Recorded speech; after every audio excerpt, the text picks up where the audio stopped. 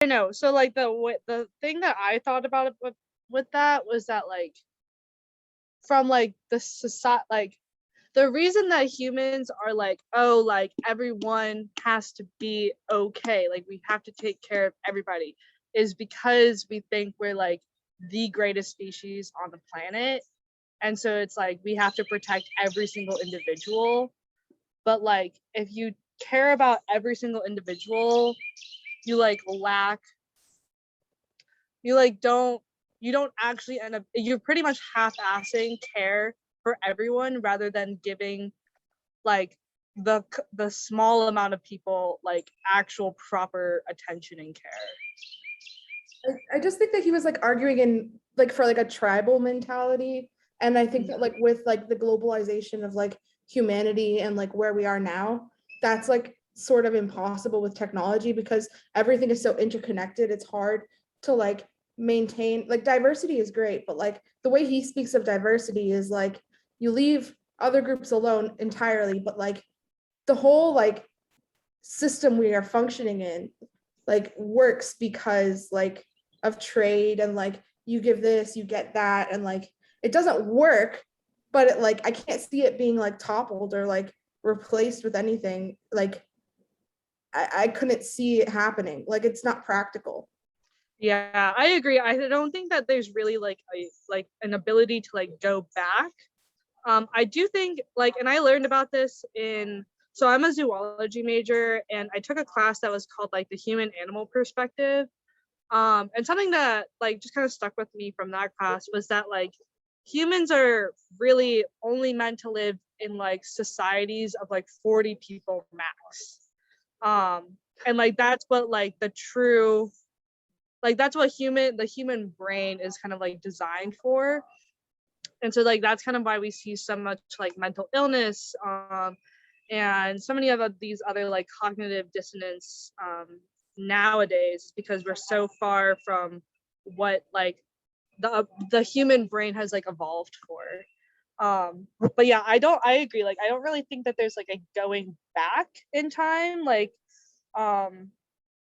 there's he's not like kind of like not really offering like a solution for that issue, because it's like you can't just like start from ground zero anymore, you know?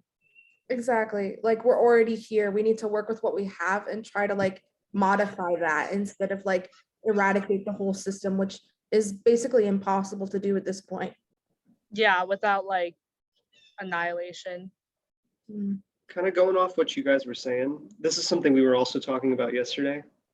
We were talking about kind of like how he addresses like the takers, which I know it's a little bit ahead, but he addresses like there was the ones that kind of made it, the makers and the takers. And then we went on a little tangent about how like people, just humans in general, kind of like to go towards what's going to benefit them, not necessarily their groups or like anyone else, literally just them.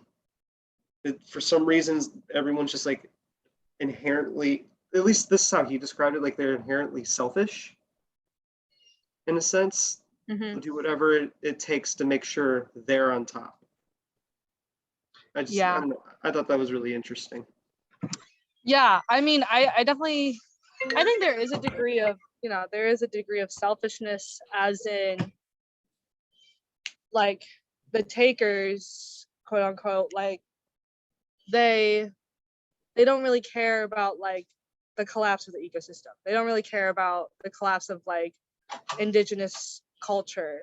Um, they are, I mean, you can look at it like even in our own society. I mean, like they cut down forests that have been like historically like indigenous tribes for literally like centuries, millennia, um, for like the purpose of lumber.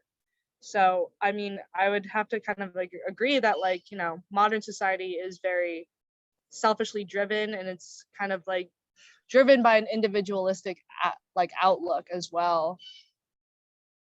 Yeah, and like one of the things he pointed out about that like individualism versus like communitarianism, I guess is the right word, but like focusing on the individual like leads to loneliness, and like you were talking about the mental illness and stuff, because Yeah. like everyone feels isolated and like you know, everyone's pitted against each other because we're all not following the laws of nature. Like we're all taking instead of leaving. Like we're all taking and killing and in our own way, like through, I guess capitalism would be like a modern version of like really taker philosophy. Yeah, I would agree with that. And I definitely think that like a sense of individualism is, I don't know, like I've had this conversation with like some other friends of like you can feel like a sense of individualism of like being your own person, but like there's also like the recognition that like you're part of like the earth, you know, like you come from all of the same things, and like you're also connected to all these other beings that like you inherently will influence even if in the most minor ways. And I think that a lot of like the like taker philosophy is like not realizing um that like we are still part of the earth. Like one thing that I feel like really resonated was how like there's Ishmael was saying how like taker philosophy is like the idea of ruling the earth and like the universe, and like it's at war with the earth versus like being part of it. I feel like that really rang true because it's like I feel like for the past 50, 100 years, it's more like we're trying to take over the resources of the planet instead of, I don't know, I guess like taking care of it and like taking what we need rather than like, then, sorry, I kind of like lost my train of thought. But yeah, I guess just like the idea of like being at war with the earth rather than like collaborating with it. Yeah, it's almost like going with the current versus like against it. When you go against the current, it's like more work for you, but also it like damages the environment, like literally. Like Yeah. if you're constantly going against, but like when you go with the flow of the current, like it's not only beneficial for you, but it's also beneficial for like everything. So like why not? Yeah, I mean, I guess it goes back to his point that like takers think that they're above like the law of how to live, and like the pretty much the idea of like coexistence. um and it was funny, I was watching this thing actually literally like yesterday about how killer whales like deliberately like they literally like bully the other creatures of the ocean. Like they'll like smack around like stingrays and seals and penguins and stuff. And I just thought that was like really interesting. And like on it, and like I just thought it was funny, not funny, but just like an interesting correlation, because Ishmael was making the argument that no other animal goes out of their way to like kill other creatures, like only by necessity, but like these killer whales just do it for fun, which is kind of like how humans have done it for the past thousands of years.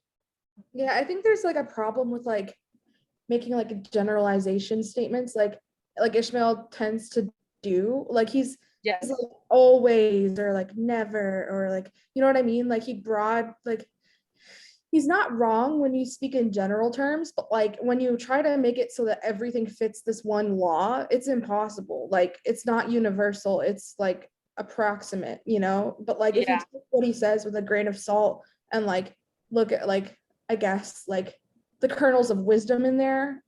But I still don't agree with him fully on a lot of things, but like you know what I mean? Like I don't think it's possible for like every single thing to follow the rules in an exact way. Like that's just not Earth.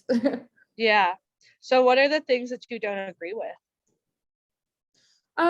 Well, I guess it's like an ethical dilemma for me because like I do think that like which is a terrible thing to say, but like certain sacrifices have to be made for justice. And like in that sense, like it's inevitable that not everyone will make it through things. Yeah. But like in order to like what he was talking about was like he said something like I don't see people wanting to watch like others suffer, and Ishmael was like it's hard but it's necessary. And I was thinking like with certain things like what we were talking about yesterday, like with like people trying to come across like the border and stuff, like there's like the logical side and then there's the emotional side, and they're both valid arguments. Like neither is more correct, but like in the end you're gonna want to go with like the one that makes most sense to you. And to me, it's the emotional side of like everybody deserves a chance like at life. And like in order to like protect our future, which we don't even know will happen, like we're going to sacrifice all these lives, which in the present, like I would rather live in the present and like try to come up with a solution using like technology or our resources or what we have, rather than sacrifice people's lives just because of the exponential growing population rate, you know? I don't know. Yeah, no, I totally agree. And I think using the border argument um is also like a valid way to put it. Especially with how he talked about like the idea of like migration to escape like suffering. But what was I gonna say? Honestly, the arguments in this novel, like that whole logic over emotion, probably couldn't be any more like prevalent, or I guess I'm having a brain fart moment, but it couldn't be more accurate to like now. I'll just say that until I actually remember the Yes. word. Like it's very like, even though this novel came out, let's say like 30 years ago, it's still very like prevalent today. Yeah, agree. Oh, what I was gonna say is I guess from like my own personal philosophy, I just very much feel like there's always like, death allows for life. And so like death is simply a part of life. And so, you can't save everybody. Like I feel like that's even an issue like I've seen in my own life. Like, you can't save everybody. And like I think it's kind of a hard reality. Oh, something else I was gonna say. Sorry, the thoughts are coming like back to me now. But I think a problem that we see, especially like in particular the U.S. and like first world nations, is that it's not that we don't have the technology and the resources to like help these other countries and to prevent suffering in the world. We fully do. And you can see that from all the food waste that we see here in the US. But it's like the idea that like politics gets in the way of that. And so it's like, you can argue that like, oh, like we just don't want to see anybody suffering, and like this very like cushy idea that like, we have we should use technology to help people.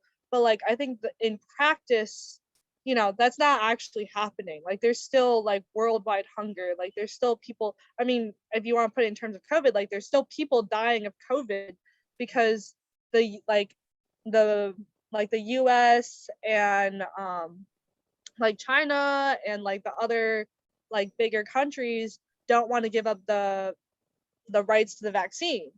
So, like there's the technology to save these people, but we simply don't because of politics.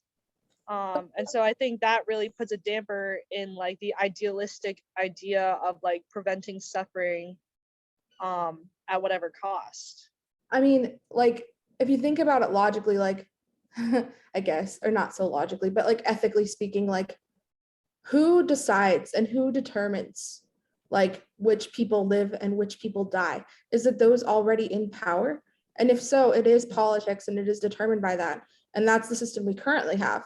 But like, I guess I'm just saying like there have been paradigm shifts throughout history and things have improved slightly over time towards like a society, like a global system, which is more beneficial. Like, because every time there's been a paradigm shift in history, like the system has been remodified and like changed ever so slightly. And then it's like it like modifies itself and then it goes back to what it was almost, but still slightly better. And then it modifies again. So it's almost like, I think that there should be a global paradigm shift instead of like localized ones, because like, I think that like what Ishmael is saying, it's like a community-based change rather than an individualized change. And like, I mean, if we change our story and our mythology, it really would help. But I just think that what he thinks is the right mythology is also warped and like not practical in like our society that is currently here, the political one, you know? Yeah. Yeah, I would agree with that. Yeah, there's not really like a way to like shift it back, you know? Like I definitely agree that like he talks about like Liber mythology, but it's like, you know, you can't, I mean, just like he was saying that like, you know, you can't turn like a Navajo into like a Tuscarora. Like that's just, you can't turn like a taker into a Liber. And that's like the harsh reality. Yeah, for sure. Didn't he even go into how like there's no such thing as having like a maybe I'm getting this from my English class. I could have sworn he mentioned something about like the takers never being able to have their own original plan or idea. They always build off of someone else. And that's kind of how we got to where we are. Well, at least his society. Didn't they mention something like that? I don't particularly remember that, but I mean, I definitely see that aligning because I mean, I know it wasn't really said in the book, but like I mean, if you look at a lot of our technological advances in our own society, a lot of it is knowledge that's been taken from people that never got credit for it, you know. So I mean that goes for like like women that like have made like scientific advances but like really never got the recognition for it. And like you can see that with like the Black community too, and like I mean so much of our culture has been derived from others that we push to the sidelines all the time. I just remembered where I got that from. We were in this actually wasn't English. We were watching a Neil deGrasse Tyson speech, which it's kind of funny that he made me think of Ishmael. He talked about how a lot of people seem to forget that they don't have to build off of someone else or they don't have to have options. They can just create for themselves and kind of make their own little like path.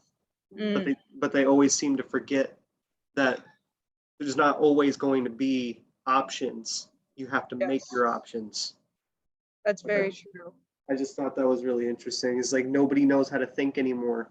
Every idea you can come up with, sure, yeah, someone probably thought of it before, but at least in that moment, for you, it's an original thought versus like he described it with his sister, where his sister was graduating high school and she to celebrate, he said, let's go somewhere to eat. Where do you want to go? And rather than giving him a straight answer, she said, what are my options? It was really, I just thought it was interesting. Yeah, no, I definitely, yeah, I mean it's always easier to like, you know, figure out what to do when you have options. Like it's always hard to like start at ground zero. So And I feel like that's kind of where the takers fit in Ishmael's world. Yeah, that makes sense. That's how they kind of fit. He feels like they didn't really earn anything. Rather than building from ground zero, they took what they could and they built their own way using other people's stuff. yeah, Which, like you said, absolutely happens still today with with minorities not getting proper credit, or like you said, women not getting the proper credit. It still happens today. yeah, Everything Ishmael has said basically has been relevant, and that's the word I was looking for. But yes, it's been relevant throughout history, and it hasn't changed. yeah, I definitely agree with that.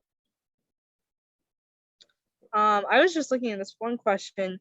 Consider the narrator's story of Kurt. Are we all like Kurt? Kurt is the narrator, right? Or wait, no, Kurt is not the No, narrator. Kurt is just a character that they brought up, like for a little Oh, short story. I think, I don't right? really. I Yeah. think so. I don't.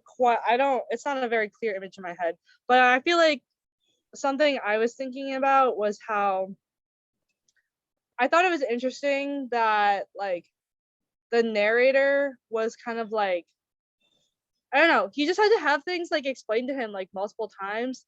So like for me as like a reader and like someone that also kind of like, I don't know, I guess like um aligns with kind of like I guess I just kind of like can like resonate with a lot of what the book is about. It was kind of like annoying to have to like have Ishmael like repeat things like over and over and over again. But then I was thinking about it, I was like, oh well, like if you were to like have like this type of conversation with like anybody else that like doesn't really know, like that's like what it would be like. You would have to be like repeating and rephrasing and restating stuff over and over again. So I thought that was interesting. And like I think the author worked as like a person who like, you know, in the past they used to have like those like typed, like literally typed on a typewriter, like short taglines for things. Mm-hmm. Copywriter, I don't know what it's called, but he had to like use like a certain amount of characters. And so he's really selective with his words, he was saying when he was writing the Yeah. book. And so like the fact that he does that, even though it seems counterintuitive to being selective with your words, I think it proves that like he wants lots of people to understand his message. So he phrases it in different ways so that different people will understand it. Yeah, for sure. Was there anything else you guys wanted to talk about? Let me flip through my notes really 'Cause fast. I feel like we, like just in that conversation alone, we covered pretty much all of the questions apart from Yeah. like, how does it change the way you think of yourself or the world? Which our answer for me and Lindsay yesterday was it didn't really change anything. It just kind of opened a little more perspective Yeah. into the opposing like thought process, but it didn't really change anything. Yeah. I mean I agree. I like I don't really think this changes my thought process very much just because I feel like these were already ideas that, you know, kind of bounce around in my brain. Like it's already stuff that I kind of already think about. But I mean there are points where I'm like, oh, like I've never really thought about it like that. And I think those are really cool moments. Like one of them was like kind of near the end of chapter 8. Where he's just like talking about how like with an increase of food production there's going to be an increase of population and like you can't avoid that. And so you know we're constantly making food, and like I guess just like the idea that like um the idea that like what was it, I'm kind of losing my train of thought. Pretty much that if oh, there was one moment that stuck out to me of like, oh, like we can, like, even though we don't necessarily have to bring food to those people, like we can relocate them. But that's never, you know, like that's the whole argument of immigration. And so it's like, we don't want those people over here, but we want to like kind of like half-assedly like fix the problem. So we give them more food, but now like the overpopulation problem is even worse. And so like they're constantly condemned to this state of famine, rather than actually fixing the solution. It kind of felt very, I guess a word for that would be kind of like performative. And I find that that's extremely prevalent in our modern society of like wanting to be saviors. Yeah, for It's like sure. a band-aid on like a huge gash. Like you got to treat the wound and like, you know, solve the actual problem instead of just like making yourself feel better. Yes. It's like it's like essentially if you cut your arm open and someone put a band-aid on it before like cleaning it off or anything, like it's gonna get infected. Like it might not look bad anymore, but at the end of the day, it's still an open wound and it's still gonna get infected. So you've actually solved nothing besides how you look at it.